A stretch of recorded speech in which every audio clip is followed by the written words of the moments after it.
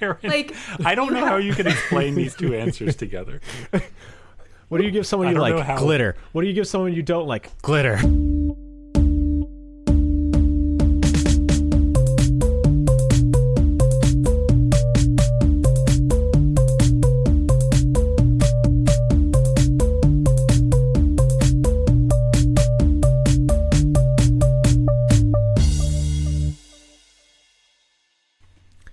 Hello and welcome to a very special Valentine's episode of The Answer's a Lemon, the smartest icebreakers from the dumbest dudes. I am with your god of odd, but also god of romance, Connor. Greetings. I am a god of multitudes. Actually, what I am is the god of conveniently whatever is most relevant at the present moment. He's a very nebulous god. I was gonna say wiggly, but no, you're a man. I'm tired. Evan, don't bring up the nebulous thing until we're gonna do our cosmic episode. Wiggle. Wiggle. And as always for our special holiday episodes, we are joined by just the apple of everybody's eye, Erin. hello and happy Valentine's Day. Early, most likely, everyone. Yeah, I think we'll release this a couple days before the 14th. That'll be good.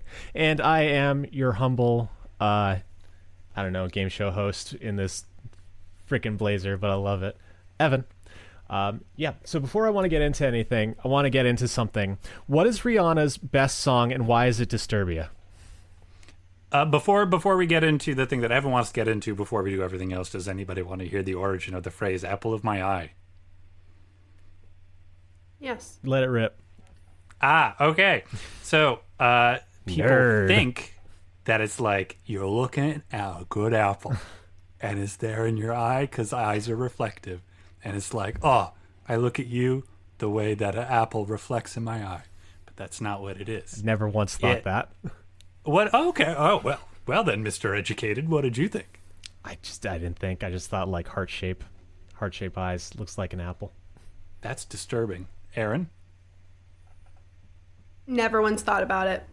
Great. Okay. We're very dull human beings. Carry on. It's people used to think that pupils were like a little bean in your eye, like a solid little something something instead of just a vacuous nothingness, which it Okay. is. And so it's kind of like an apple because it's round. And so when you said like you're the apple of my eye, it's like you're so important to me. You're so important, like that little bead I keep in my eye that lets me see things. That's how important you are to me. You're like my liver or my pancreas or my beating heart, like that kind of thing. Neat. Thank you for sharing. Yeah, you're welcome. What was it? What were you saying about Disturbia? I was asking you guys, what is Rihanna's best song and why is it Disturbia? I don't like that song, man. I'm sorry. I'm not a Rihanna fan in general. Cool cat To be break. clear. I just heard it too many times. Oh my God, in dude. the catering biz. Just heard it too many times. It was like, all right, and then I heard it a million times. All right. All right. Oh, buddy. Disturbia had a public presence at a time in my life when I was a lot pickier about music and my probably a God. lot snootier. Yeah. Go find the Men in Black and have them just like wipe that part of your brain. Cause like, hey dude, I've been listening to a ton of Rihanna and oh my God, Disturbia is so good. It's just Is so Rihanna strong. still releasing stuff? I don't know recently, but I just like actually decided to sit down and start listening to her stuff. Cause like I always really liked Disturbia and the couple other like single hits were cool. But I was just like, I finally gave Good Girl Go Bad a shot. It's a solid album, top to bottom, and it was the reloaded version because it actually had Disturbia on it. Because like Shakira's Oral Fixation Volume 2, it has to be like the special version of it to have Hips Don't Lie on it, not the regular version. Because for whatever reason, these just like genre-breaking, iconic pop songs are all on like re-releases of things. I don't get it. I just don't get it. It's just so good. Rihanna did Hips Don't Lie? No, that was Shakira. Like I said, Shakira earlier. You know, when I was speaking to you, if you'd listen to me like a nice person. I listen. I listen, man. I just don't retain. I listen. I don't hear. But yeah, so Erin, since Connor's wrong, what are your thoughts? I feel like Disturbia will always have a special place in my heart because I could just do the little beat and annoy you for like 3 days, Ev, because it would be stuck in your head. It still gets stuck in my head. So that's good. I'm also very partial to one of her newer songs, Bitch Better Have My Money. That one's good. I mean, probably like, 2016 at this point, like newer. Yeah, was that Connor, it's like same album? Bad Bitch Anthem. Like, it sure sounds you feel like it. you could take on the world listening to that song. Okay, more so or less so than Woman By Kesha. by Kesha. Come on, Erin. Okay, that's not fair. Kesha always. Yeah. Yeah, no, I Okay, Kesha always. Just wanted to know. Just wanted to get... Okay, more so or less so than Man, I Feel Like a Woman. Oh, but Shania Twain's so good. Man, I Feel Like a Woman makes me like proud and feel like a flirty woman, whereas Bitch Better Have My Money makes me feel like I can get shit done and assert my dominance as a woman. So they're similar but different. The spectrums of womanhood. Gotcha. Yeah, Okay. one is like putting my womanhood into action and the other one is like appreciating it. Okay. I like that. The thing that I have with Man, I Feel Like a Woman is I used to sing that as a kid because Mom had the album. And I was singing it as I was getting out of the car in the garage. And Mom goes, "Don't ever let your father hear you say that." I knew this was going to be someone's dad made him feel bad about being a male. I mean, hey, it worked out. I have the securest masculinity now. I am just this. You have survived. But My mom also had that album, and it was the only album that my sisters ever picked to play in the car. We each got a turn. Maureen always picked Brianna's, which was Shania Twain's album. And I always picked Billy Joel. And eventually I realized that Shania Twain was great. Well, I'm and glad. not just the album that got played instead of Billy Joel again. That's fair. It's growth. It's growth. I'm glad you got there. I would argue though the other Rihanna song that gives Disturbia a run for its money for me is Work, because there's just something about that beat that just it works so well for me. Did Rihanna do Umbrella? Yes, she did. Yes. Okay, I'll go with that one. That song rocks too. Very good stuff. All right, thank you for delving into Evan's pop song corner, because every now and then just gotta listen to some pop and then start talking about it. Anywho, You need to work on the motto for your corner, man. That's not all that catchy. It's a pop corner. It's supposed to be catchy. No, it's supposed to be delicious like them chips. Yeah. Most important first question of the day. Start with... Yeah, let's go with Erin. She's the guest. How you been? I've been good, I think. Evan and Connor no longer deal with Massachusetts. It was like a brisk Correct. 19 degrees today. My sidewalk is entirely ice. So that's been fun. Baller. Winter came quick. So we've been kind of like hibernating. Been sort of just like chill, not doing too much. Losing all motivation to like cook or do anything after work since it's pitch black at like 4:30. Crock and pots, it's just man. like cold as hell. Crock pots. Save yourself the trouble. Crock pot it. I always like, not to be cliche and like hate on crock pots because I love a crock pot. I absolutely love the idea of it. Anytime I look for crock pot recipes, it's either like shredded chicken, which is great. Yeah. For people who don't know, I don't eat pork, so it's a lot of chicken, a lot of beef. So we're not doing like pulled pork or anything. Or then it's like the crazy cream cheese recipes. And I'm like, I have yet to find like a good source of like multiple, not respectable, but like multiple actually good sounding like crock pot recipes, you know? Because Yeah. I don't always just want like shredded beef, and I definitely don't just want like 4 pounds of Philadelphia just like chilling all day. But All right, fair argument. Another thing that you could do that is similar but different is you've got a Dutch oven. You can do like a slow roasted thing. Get all them caramelization flavors up in that business. And heat the house. That's true. At the I think to same do time. that more. That is, oh my god, the kitchen's so cold because obviously we have like tile floor. It's miserable in there. But no, that's true. I could put the Dutch oven to more good use. I feel like those slow cooking things always sound great. Never occurs to me how to actually pull it off. I feel like I'm missing steps 2 through 6. I know step 1 is prepare to put in less effort than you normally have to. And step 7 is enjoy something delicious and tender. I just don't know all the ones in the middle. So the one that I've learned is the riveting conversation. The one that I've learned is start cracking it while you're during the cook phase to let some of the excess water evaporate, and then you end up getting like a tighter sauce and stuff. And it has made it a far better experience in my case, where I don't like things super soupy. I did try to make a chicken noodle soup once with like a creamier sauce, and it was terrible. Probably because I didn't crack it. It just had way too much moisture going on. That's the trick. It's like you reduce the sauce. How do you reduce the sauce in a crock pot? Just open that fucker up, baby. I will say I am disappointed by your advice because I thought that you meant before you get going, take a hammer, very gently and specifically put big crack on the side of it. You've got to crack the crock pot. And that this was like your secret to all of your crockpot success. Why are you insane? Damage it. Crack it.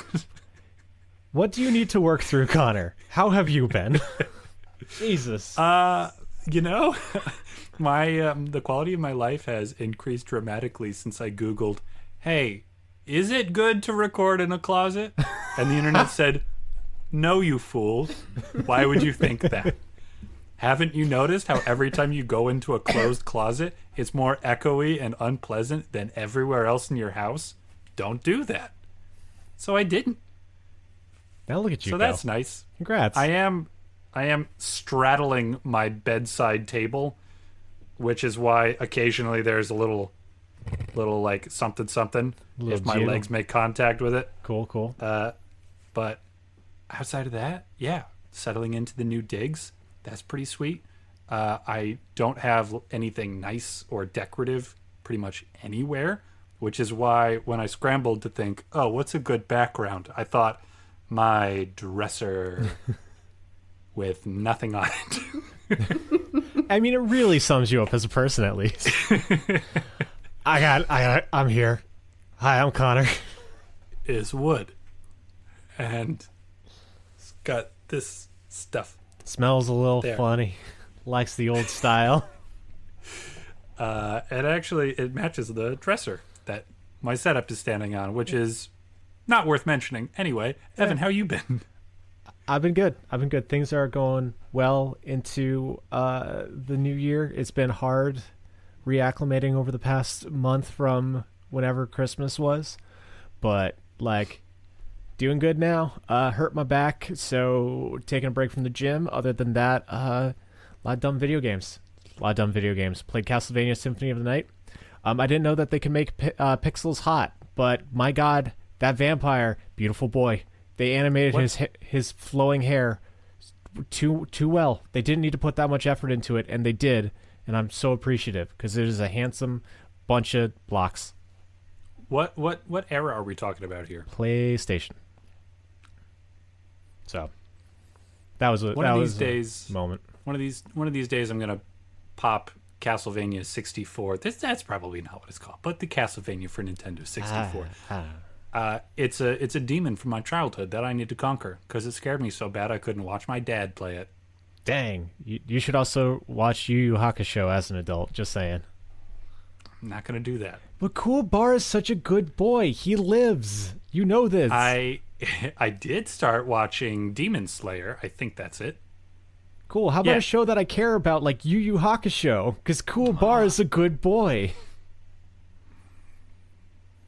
I have such a visceral memory of the one scene of Yu Yu Hakusho that I saw when I was a kid, and it was when the guy with the funny hair that goes forward, I think. Kuwabara, it's a pompadour. Come on. Yeah, Pompadour. He got shrunk down real small, and there was a terrifying child who was like very, I'm going to play with you because you're my doll. And I think that Kuwabara wasn't cooperating, so he took his arm between his finger and thumb and just rolled it back and forth. And I can hear the popping sounds they put in. Disturbing. Yeah, so Erin, that child that Connor thinks was actually just a small monk character that was actually a demon that was using demon magic to break Kuwabara's bones. It's like a demon fighting, ghost fighting show. It's really good. It's really good. Highly recommend it.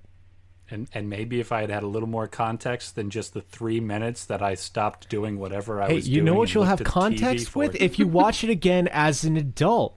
You've got so many episodes before Kuwabara gets tortured in front of you. And I'm so much better at dealing with torture in media now. You so played numb. Fear and Hunger. I did play Fear There and you Hunger. go. There is an excess of torture in that game. Yeah, what a lovely Valentine's episode that we're having. Let's get into the sweet questions, starting with our first one being, you've assumed the role of Cupid. What are you firing at your love-struck fools, guys? So I got a sneak peek on this one, and in my defense, I did come up with my answer pretty much immediately. This was the one question that I saw on Evan's list when I asked him, hey, do you have any idea what to talk about with Valentine's Day? Yeah. He said, of course I do. This silly boy thought I didn't have questions prepared for the podcast. Come on. I care about you two listeners too much. But I saw this question, and I thought about it for all of 30 seconds before I realized, oh, it's more fun if I do it in real life. Obviously, it needs to be something that will stick into somebody, right? Yes. It has to be at least somewhat aerodynamic, and it needs, like, I feel like the whole point of the arrow is, like, you can't just pull it out without it being a problem. And so, what I would fire are tranquilizers. Oh my God, Connor. Do you want to rethink this really fast? No. Okay. And I know what you're thinking. Okay, I know what you're thinking. You're thinking that Valentine's Day is an amorous holiday and that putting people to sleep in the context of that is disturbing and wrong. That's why I'm changing Valentine's Day entirely. It's now about getting a good night's rest. Okay. I'm bridging the gap between the Valentine Cupid and Sandman. Okay. Valentine's Day becomes a day when we all just get really good at practicing our sleep hygiene. And if you're lucky, Cupid opens up a window and gets you with a little tranquilizer, sends you off to sleep real nice. Instead of being the Sandman who rubs sand into your eyes. But at least I always remember their name until I'm on the podcast, and then I forget the name of the band that did Mr. Sandman. Every time. Yep. Anyway. We talk about about the Sandman a lot on this podcast. It's a good song. Yeah. And I feel like turning Valentine's Day into a day where we all just get a good night's rest is going to maintain the balance of Valentine's Day, which is always struck between people who like it and people who they don't. It's just a bad holiday. I don't really see the point, and I don't know why everybody else would be enjoying themselves on this day, who have insomnia. Yeah. That's fair. I mean, the thing that I like about Valentine's Day is that is the day before the best holiday, which is half off candy at CVS Day. Big fan of that, because I love me a Reese's Heart. Go buy those out. I buy them, and then Leah's like, Evan, you need to stop buying Reese's candy after holidays, to which I say, no, I don't. After swallowing and chewing because you've been eating Reese's. Oh, of course. So good. They're better than the regular cups. There's more peanut butter in them. Erin, you got.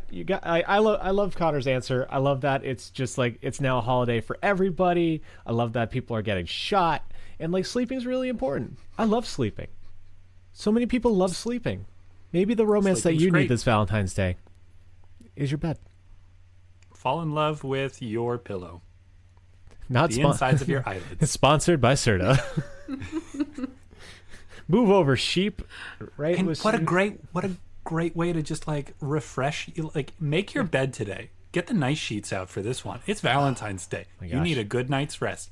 Do just this one time. Make the bed. Just the one time. Leah doesn't have the same fervor that I do, but like every 2 weeks at least, I wash the sheets, and there's nothing better than just slipping into a bed with freshly laundered sheets. Everything's all tight and soft, and they smell nice. And that corner of the bed that always comes up because I thrash in my sleep too much because I'm a very anxious person and need better sleep hygiene, according to Connor, isn't pulled up. So it's great.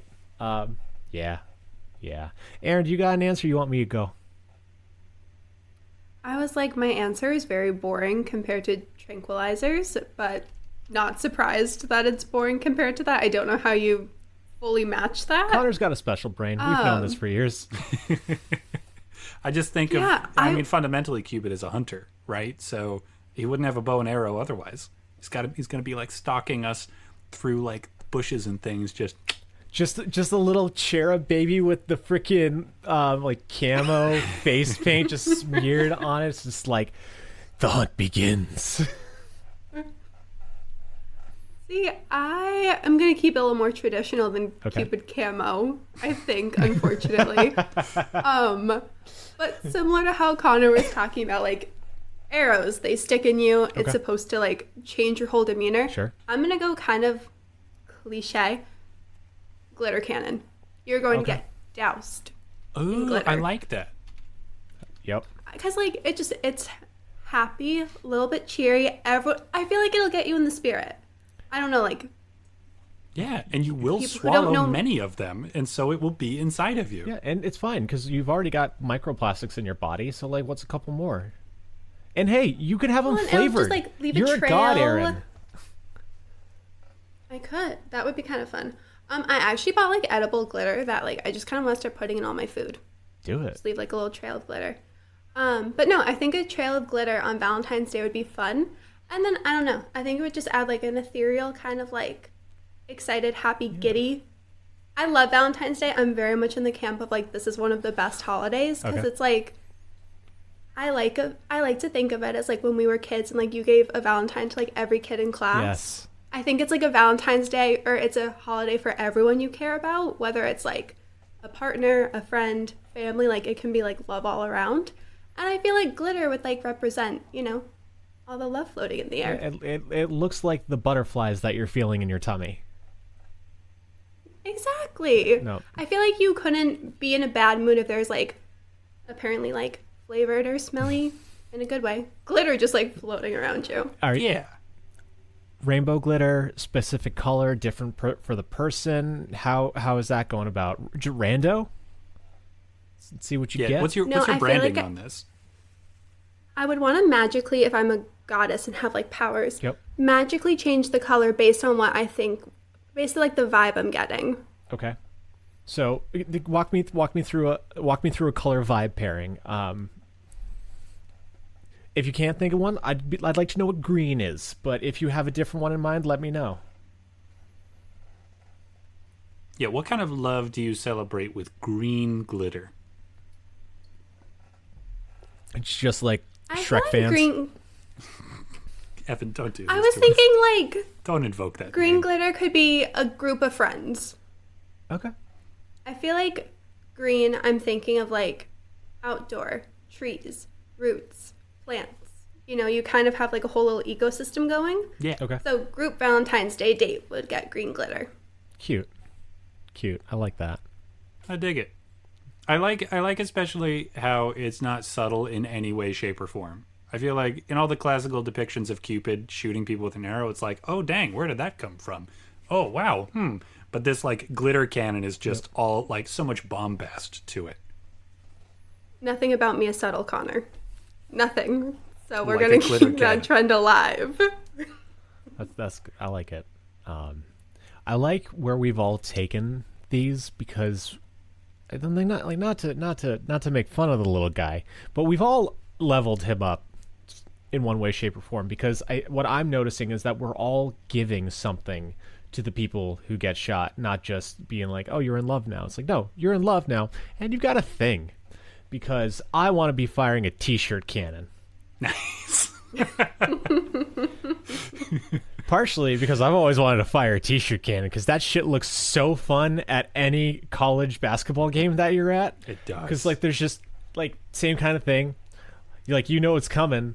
You got enough time to turn around and get smacked with it because you hear thunk as it gets fired. So good.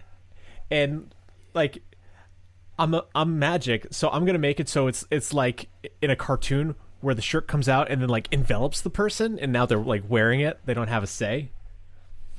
So this big old kind of like signposting of like, you're sweet on Kathy, or like, hey, Derek thinks you're cute. Oh, so is this like a public outing of romantic affections with these T-shirts? Yeah, let's do it. People need to know. Yeah, you know what? Like, especially in this day and age, as we are lessening our communication skills, and like, I know I've always been a little bit too bashful when I'm like, I'm kind of sweet on you. Would you like to go on a date? It's just like, hey, Delia, check it. And then if she's wearing the shirt that's like, hey, Evan, I think you're cute too, it's like, hey, cool, date. But if it's like, oh, no, sorry, I like Lauren, it's like, okay, you have a nice time. See, I think I like the idea of like the outing is maybe a little too aggressive. It's just like a public confession more. And you don't it's very non-confrontational. You just wear the shirt all day. If you run into Delia, then that's fine. If you don't, that's fine. Like, people are going to see you in this shirt. Word's going to get around to Delia. And then on, like, February 14th, 15th, 16th, 17th, if you still haven't heard from Delia, you're like, okay, hey, fair enough. Boom, free gym shirt. Yeah. Oh, yeah. Oh no, look, it's now magically oversized, and you've got a perfect sleeping pajama clothes. Like, you're good to go. Who doesn't love a free T-shirt? Who doesn't? Tell me. I can't think of anyone. Aaron, do you love a free T-shirt? Most of my T-shirts I did not pay for. Everybody loves a free T-shirt. Boom. So yeah, that's what I do. And like, I don't know, man, and maybe if I'm feeling more subtle, I can just do like just like I don't know, really intricate art piece, like the tattoo on the dude from Prison Break, where it's like a secret hidden message that you got to be like, ooh, what does that mean? But to everybody else, you're like, oh, look at that beautiful tree. I do want to make a suggestion. I want to make sure that the majority of these T-shirts have pockets in them, so that you can just walk around and give your friends a little chocolate. Oh, okay. I'm Here's normally your Reese's. like, I don't like right pockets on T-shirts, but I love that idea, and I'm fully supportive of that. Like, hell yeah. Removable. Can we make them removable somehow? We're magic. They have dissolvable thread in the pockets like, on the T-shirt, so they go away after that. You just get to wear regular T-shirt. If there is one thing that I am learning right in this instant, is that the god Cupid really lacked imagination. Like, he just needed to take it up a step, because like, oh, I'm gonna make people fall in love by shooting them with arrows. You could have done so much more, bud. You're magic. Like, you control the mortal's emotions. Like, why don't you give us cool hairdos while you're at it? Like, why don't you just make us go, ooh, they're cute? So many options. Step up your game, Cupid. It's the 21st century. All right. But now, in kind of relation to this idea, so Delia sees you, Connor, and she's like, I'm kind of sweet on him. What's the secret to winning you over? Asking me on a date.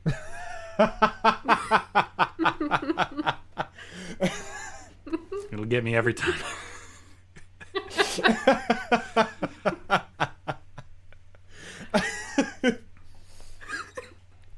I think you've just spoken for every man. So specifically, I just want to be acknowledged. I've been taught to bottle up my emotions for 30 years.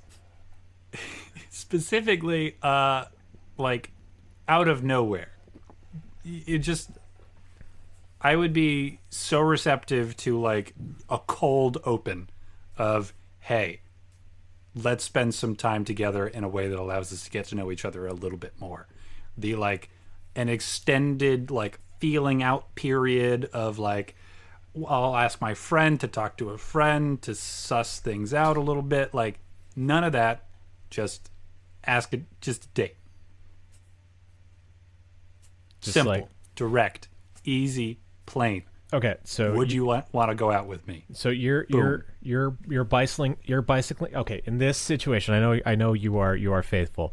In this situation, you are not married to the love of your life. So Yeah, you are a single bachelor man biking on his way to work, and you stop at a crosswalk, and you're not being like a typical cyclist and just choosing to go. You're actually obeying the rules of the road. And this jogger stops and looks over and is like, "Hey, you want to go grab some coffee sometime?" Oh no, I'm not a psychopath. I don't want utter strangers to approach me. Okay, that felt like out of nowhere to me, but I wasn't understanding you. That's Okay, not a cold 'cause open. That is a freezing cold. I was worried. I thought that you were about to get serial killed. No, like looking for awkward Irish men to chop their hands off, like fucking Valentine's Day episode. Stop going dark. Fuck. No, I'm so sorry. I'm so sorry for the way that God made me. Like the jogger that I accidentally ran into because I'm a terrible person. After we exchanged like a couple of, "Oh my God, I'm so sorry, please don't sue me. Is your foot going to be okay? Could I perhaps give you $300 to make you feel better about what a clod I am?" Like after that amount of exchange, that would be like a, "Hey, actually, now that you're not threatening my life with your vehicle, I kind of like your vibe. Would you go out on a date with me?" Not like lock eyes from across the room. Date.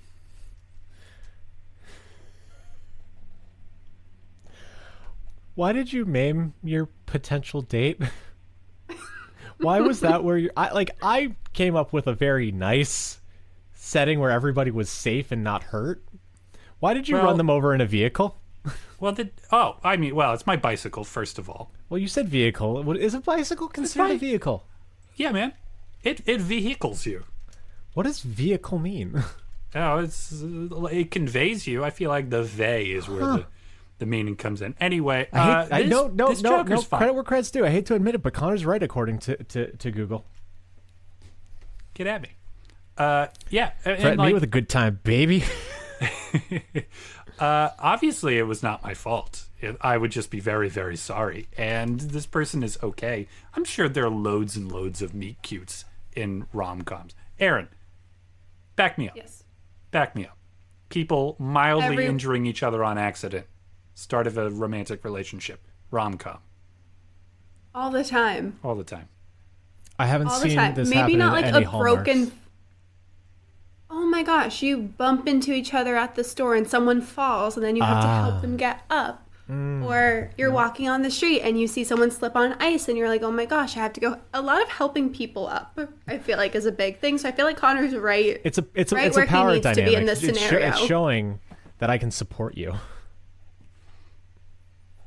It's also like a kind of a thrilling moment that like there's a little spark in feeling physically like off your balance. And you get to touch physical connection without a forced or kind of creepy setting. Because I'm just helping you up. Oh yeah, no, I do put lotion on my hands. Thank you for asking. Okay. And I take responsibility for the people that I hit with my bicycle. What everybody's favorite quality to have in a potential romantic partner. So that's me.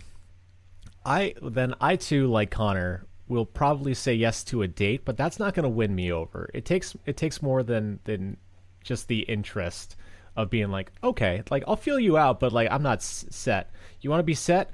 Anime bullshit. Listen to me talk about my dumb anime bullshit. Get excited about the weird video game art that I want to scream about for 30 seconds because look how well they translated the concept art into the 3D model because like look, they kept a little tuft of hair and the way that it hits the light in the camera.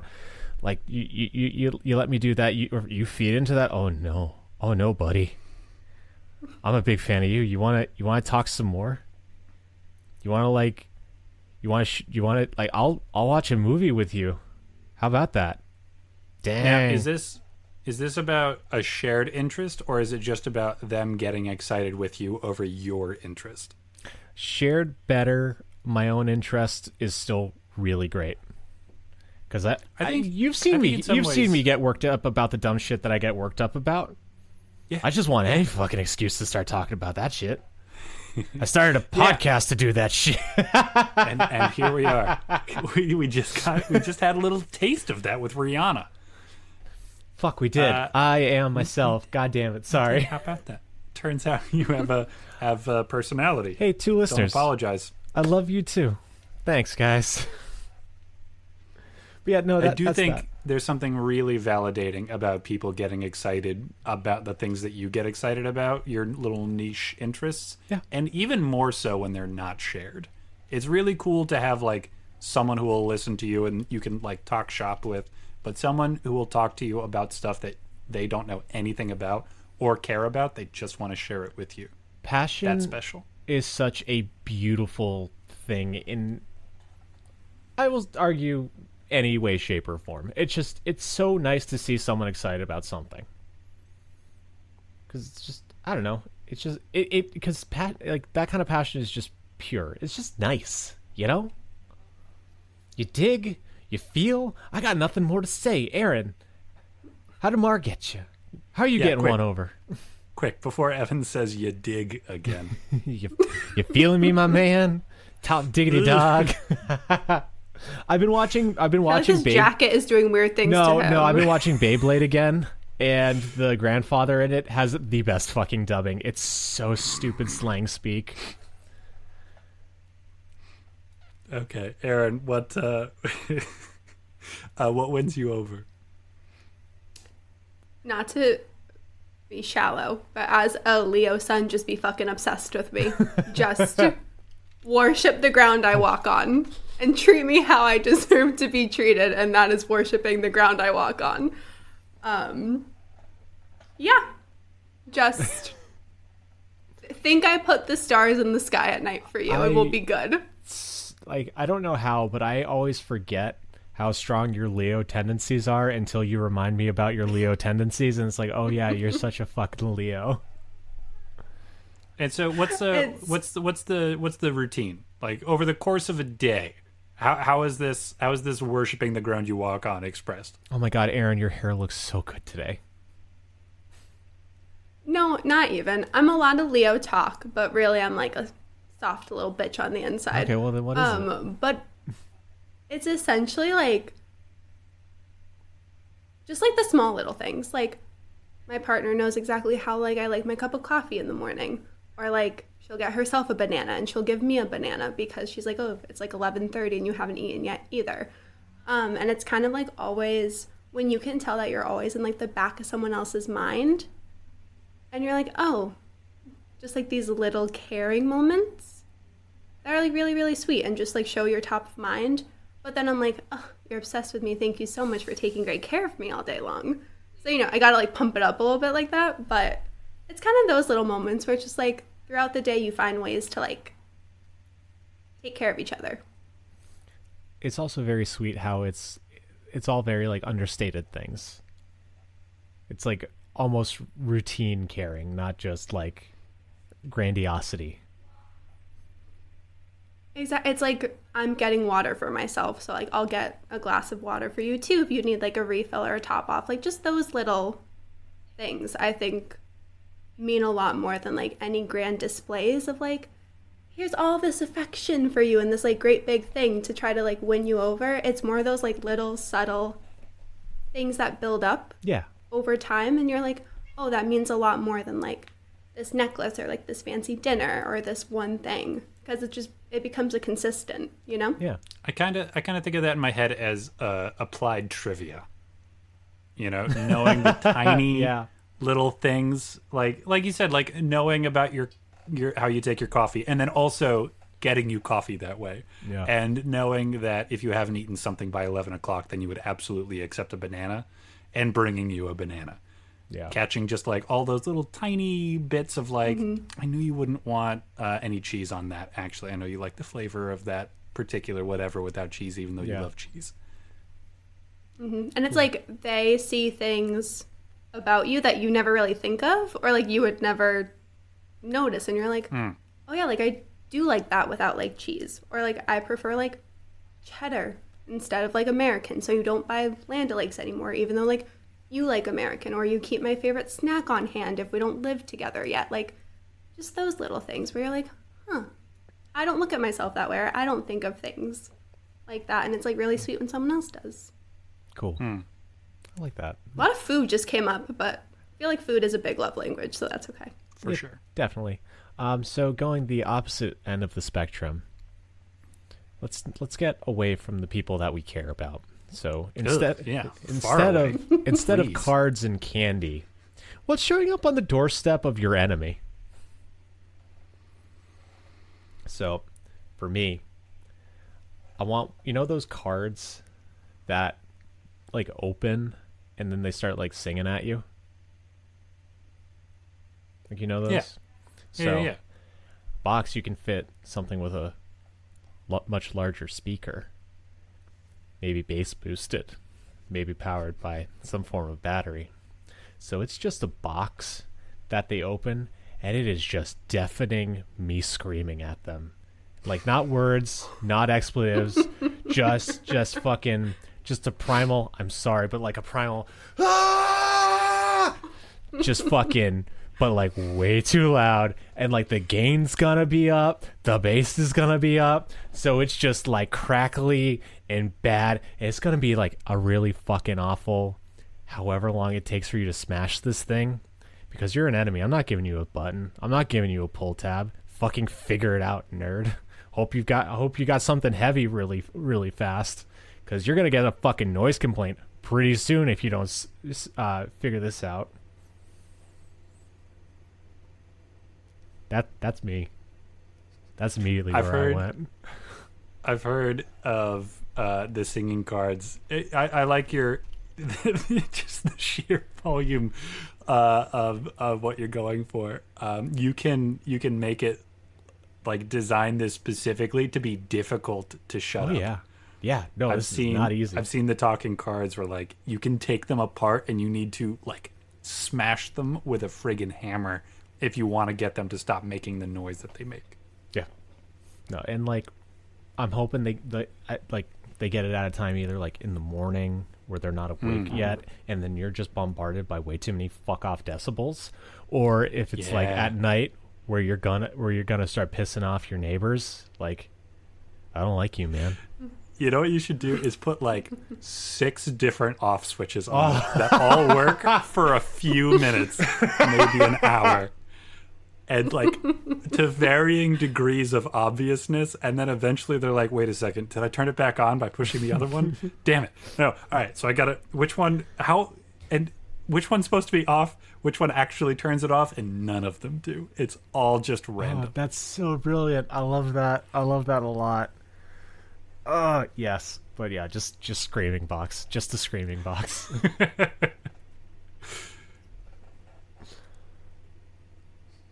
All right, come on, top me, baby. Erin, what do you got? Screaming box is hard to follow. Sorry, guys, you guys are kind of killing it on this Valentine's Day episode. We're just full of love. We owe it to you for Halloween. Yeah, you fucking killed, dude. You were just cleaning the clock. Well, Halloween is the most wonderful time of the year. My favorite day. Agreed. But the first thought that came to mind was like the same answer I had if I was Cupid, but like a defective glitter cannon, because that shit is never going to go away the second it explodes in your house. Erin, like, I don't know how you can explain these two answers together. What do you give someone you like? Glitter. What do you give someone you don't like? Glitter. But like different vibes, like good glitter and bad glitter. Well, especially like if you're an enemy of mine, I'm assuming you're not going to appreciate glitter. I feel like that's like pretty standard. I feel like you're missing some like serious joy in your life if we don't get along. So you have like a curmudgeon who's like in a bad mood. It's around Valentine's Day. They're probably like, Hallmark created this to sell cards, blah, blah, blah. In like their little miserable Valentine's Day box. Yep. Didn't get enough Cupid sleep the night before. If only they had been a little bit more vulnerable in the wild. Spend some time in a field. Cupid will find you. But they open it up, see this little box. Not to be mean, maybe they think they finally have a secret admirer. Maybe they get a little excited. Maybe they think they're finally having their good Valentine's Day. Nope.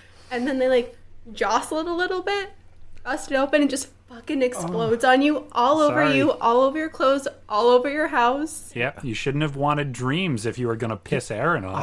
I love that it's like it's giving them hope and then taking it away and then just giving them an eternal reminder of what they could have had. Don't get on my bad side. That's really good. That's really good. So my just quick Take it away, Connor. quick glitter story. With like back in college, I did ballroom dance, and part of the competitions, like people would dress up, and all the girls would wear all like the flashy stuff and glitter. And my partner at the time, her name was Rachel. She was like, "Oh no, I'm covered in glitter. It's gonna get all over you." So I just took my hands and rubbed the glitter that was on them and smeared it all over my face. I'm like, you've got nothing to worry about. It's a good move. Yeah. So take it away, Connor. Sorry for upping the tension. It's a box, and inside the box is a small note that says, "You shouldn't have crossed me," and a hole in the corner of the box. Oh. So like what escaped? Yeah. No, that's good. What could it be? What could it be? That looks like Leave some clues in there. I'm thinking like, I don't know, maybe some droppings that are Yep. kind of difficult to anticipate. Like, what exactly was that? it's like a chewed hole, right? Oh yeah. Okay. Small one, but yeah, like just something in there to just kind of stimulate the imagination. And then just also an empty spider sack. like a couple of little insectoids, or signs of some sort of a skirmish, maybe inside. The smell of sulfur that a little like imp used to be in there, and you've actually conjured the devil. Yeah, leave some clues. Get them thinking. Maybe a couple of follow-up boxes in the weeks to come. Additional notes like these ones, like the taste of blood, things like that. Just to give them the chance to kind of figure out their own bespoke torture to live inside their brain. And then also like a huge dump of termites at some point.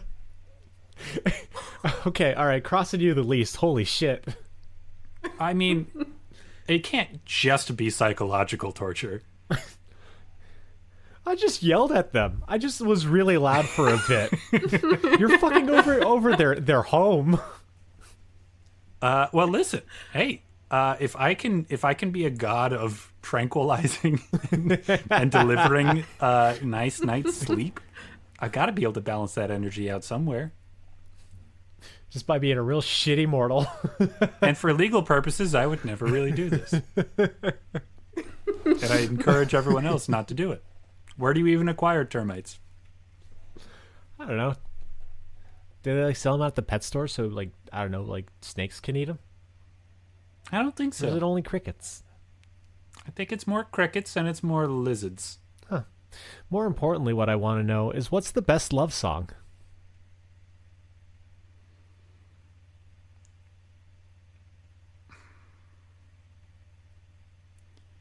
This is way too much dead air, guys.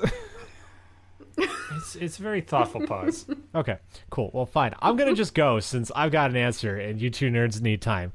The best love song is Red Sweater by the Aquabats. Because it's the only love song that you can skank to. That may be the only. I actually no. I feel like there's got to be other skankable love songs. That's fair. It's just such a cute like playground love song. Like it's just so sweet. It's like, you're my girl, I'm your man. I don't care if we live in a garbage can. Like, yeah, you're sweet on them. You go dance to horns and music. Evan, could you explain something to me? Yeah.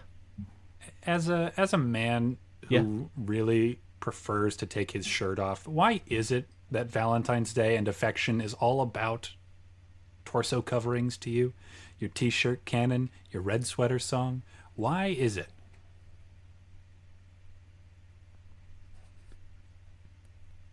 So I could take something off when we fuck, baby.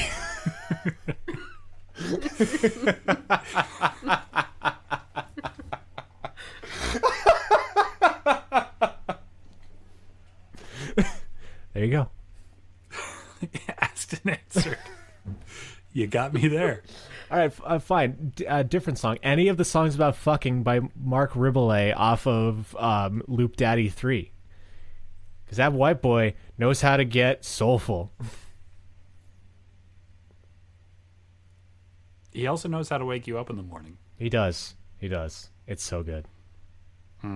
My favorite love song, what I would argue, I think I would like to argue is the best love song is, I hate to mention Billy Joel twice in the same podcast episode, but At least I went ska. And So It Goes. Excellent love song. I don't know if either of you are familiar. I'm not. I'm sorry. I don't really know a whole lot of Billy Joel. I just know, you may be right, may be crazy. Well, and Piano Man. And the other one is Moving Out.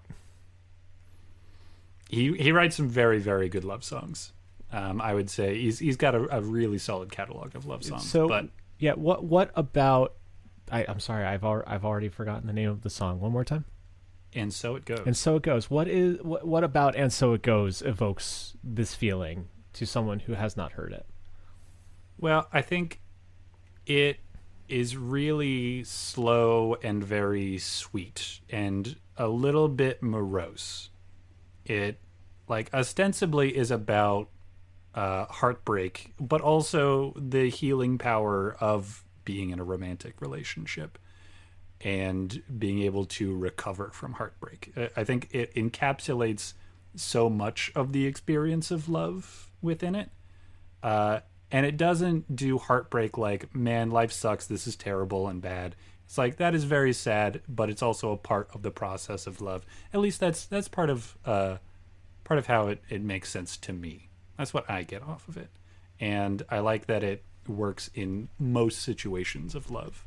It's something that can be enjoyed by someone who is deeply in love, who is recovering from a breakup, someone who is in a new relationship, sort of like anticipating what this relationship could do for them. So I think it's an excellent love song. I really like that. Thank you for sharing. Unfortunately, don't have much to add to that, but no, I really like that, and I'll have to check it out when I'm off this podcast. Me too. Try to figure out whether or not that was entirely bullshit. Yeah. Erin, take us home. So, this honestly could change. Oh yeah, no. Ask me in 2 weeks. These questions are always who you are in this moment.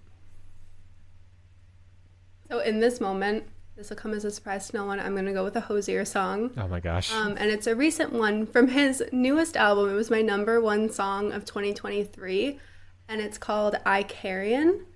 And it's essentially a love song or a love story told in conjunction with the myth of Icarus. Okay. And essentially, he's saying that he was in this relationship that made him feel like he was like flying so close to the sun. But his wings melted and he fell to earth and he fell away from the girl. Mm-hmm. But he would relive it and choose her time and time again just to get that feeling of flying close to the sun. Beautiful, tragic, happy and sad at the same time. Sounds like Hosier. But I think that's the best love song, I think, to me right now, because like I think the only thing that you haven't described is the like gothic sounds that man can make. I literally don't know how he hasn't been like banned in our apartment, because I just play him 24/7. Careful before he gets the John Mayer treatment. Literally, my Spotify Wrapped, the first like legit 20 songs, like 14 of them were his entire new album. Oh my god! And I was like, play something else. Erin, jeez. Hey, you like what you like. I'm passionate about the things I like. That's there. That's very true. But I like the thought of, you know, someone is so important to you, or someone is so special to you, or you feel such a way that even if it doesn't end how you wanted it to, you still wouldn't change it despite the outcome. You would still want that experience. Right. It actually like low-key makes me think of an episode of South Park. Okay. That's a real either of you twist. Yeah. I have never ever that- heard anybody connect Hosier and South Park. Do you guys remember Butters? Yes. Oh, wait a second. I know what you're talking about. I don't. I've never seen South Park, but I do go on the internet. I don't. There's this episode where I guess Butters has like his first girlfriend or something, and he breaks up, or she breaks up with him. And he's like crying, and like Carmen comes up to him or something and asks him like, I'm gonna butcher this, but essentially, even though like Butters is crying and Carmen is like, well, why are you happy even if you're so sad? Mm-hmm. And Butters is like, I'm happy that I had something that could make me this sad. And I was like, South Park, the fuck? I like saw that when I was like 15, and it changed my life. That's really good. It genuinely changed my brain chemistry. But it's like that kind of thought process that sure, things don't always work out or things might not always be perfect, but you still wouldn't change it because Yeah. you got something in that moment at least. That's really quite lovely. Yeah. Yeah. Yeah. It's shockingly, I think, what's the word? Insightful isn't quite right. It's deep, I guess. Poignant? Poignant. Anyway. It's also It's realistic. real good. It's real good. And yeah, and it just pops up at the end of a South Park episode. It's kind of weird. It feels kind of weird for us to be doing a dumb podcast, and just a lot of our conversation has been just how just layered love is, because it ain't just Hallmark cards, man. There's a lot to it. So Yeah. I guess I'd like to bring it home with one last question that is, close to home, that can kind of speak to this idea is, what's something small yet endearing about your partner? I know not great conversation starter in the real world, but for a podcast, I think it'd be important to give a little shout out to the ones we love. Well, my partner never listens to this podcast, so our two listeners can feel secure that I'm not saying this to win any points with her. Yeah, no, she actively dislikes it. I think she just doesn't. I mean, she's not a huge podcast person in general, but her response to me encouraging her to listen to the podcast is always, "I don't need to listen to the podcast. I listen to you. That's enough." Anyway, the small but endearing thing about her is she makes little noises. Okay, may you give an example? I will not even attempt to replicate any Yep. of her little noises.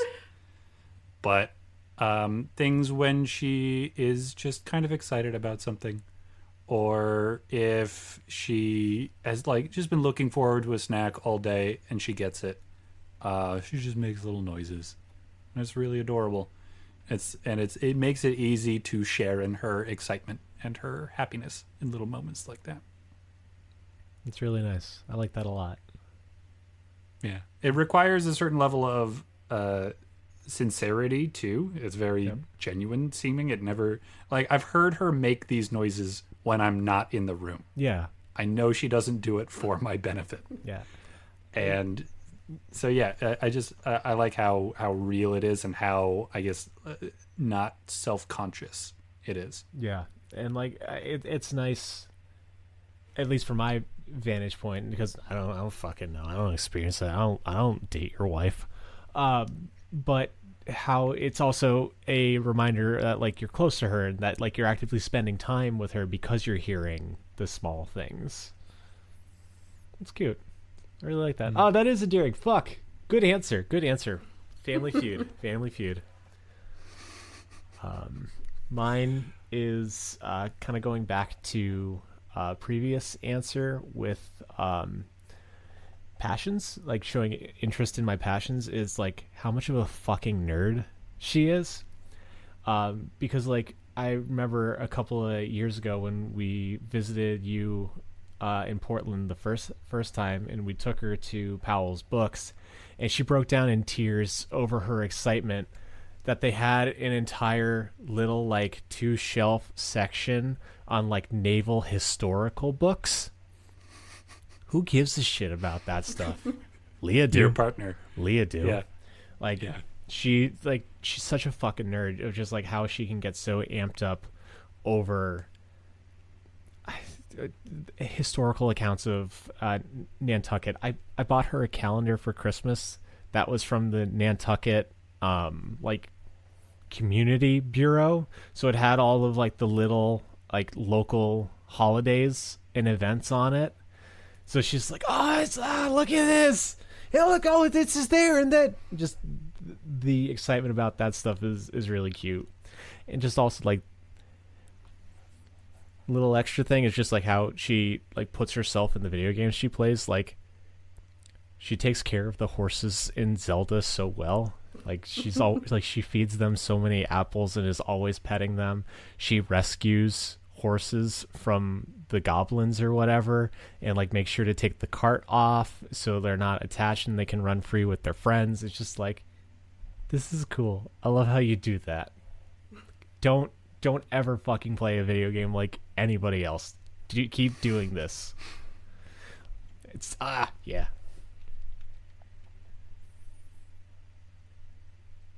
All right, I think for my partner, if I have to pick one, it's similar but not quite to Connor's about Alita. Mar loves coming up with a good random parody song at any time. Okay. And it won't even sometimes it could. At first I was like, I remember the first time we were like ever in a car together, we were like going to a business meeting, like literally a client meeting. It's how we like became friends. Yep. And whether it was like a Britney song or like fucking No Diggity, she just like would come up with like lyrics off the top of her head and would like make a song about the current situation to the current song that we were listening to. Okay. That's fun.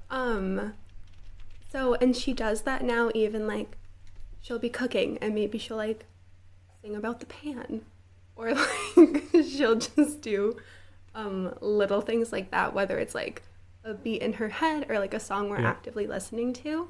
And it's really cute because it's just like she's enjoying the moment. She's like in it. She's just being silly and kind of fun. And now it's become a thing where like we'll riff off of each other. Like she'll start the parody song, she'll like tap me in, and we'll like sing together. Yes. That's very cute. I'm not as good. She's had like 35 years of experience. She is like killing it. I've had like 3 years. But that's something. I'm always like, oh, we're in a good mood when like a parody song busts out. That's so cute. All right. I'm assuming Mara doesn't listen to this podcast, so you can be honest with us. What's the best one that she's come up with? Yeah, anything stand out? Honestly, not to be super lame, but day one, it was actually, she started like rapping to No Diggity about like this client meeting that we were on. And it was also about like, we had catered the event with like turkey sandwiches. So there was like a turkey sandwich that no one ate like in the back of her car. And there was like, we were talking about the turkey sandwich in the car. And it was like this whole ass thing. And throughout the entire like 2.5 car ride home, she was trying to get me to do it, but I was like so embarrassed I didn't want to do it. Yeah.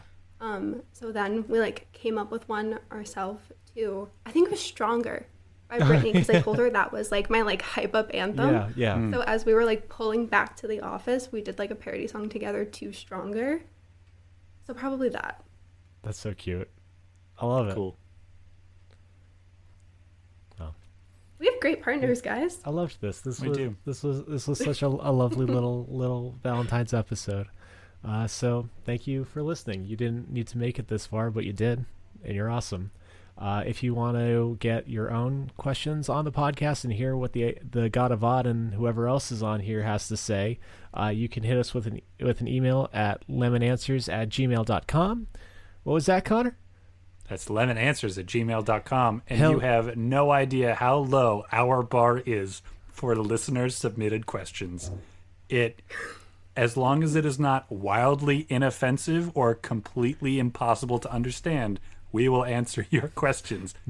Guaranteed. Not wildly inoffensive. Make sure we get canceled over this shit. Yeah. If you want to get parasocial with us, we're on like all the social medias. Our handle is The Answer Is Lemon. You can find us on TikTok, Instagram, YouTube, I guess, Facebook, and now BlueSky.